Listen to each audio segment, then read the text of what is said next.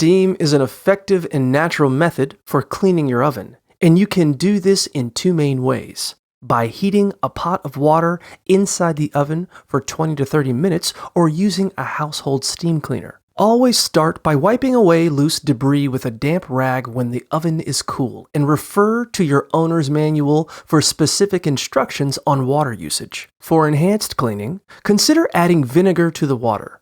If your oven has a steam cleaning setting, follow the prompts, otherwise heat it to 450 degrees Fahrenheit for the same duration. After the steam cleaning process, once the oven cools, wipe down the interior and clean any racks or pans. For stubborn stains, use a non-abrasive cleaner or a natural mix of vinegar and baking soda. When using a steam cleaner, ensure it's filled with distilled water. Use a stainless steel brush attachment and follow safety precautions. Remember to read the user manual of your steam cleaner for best results.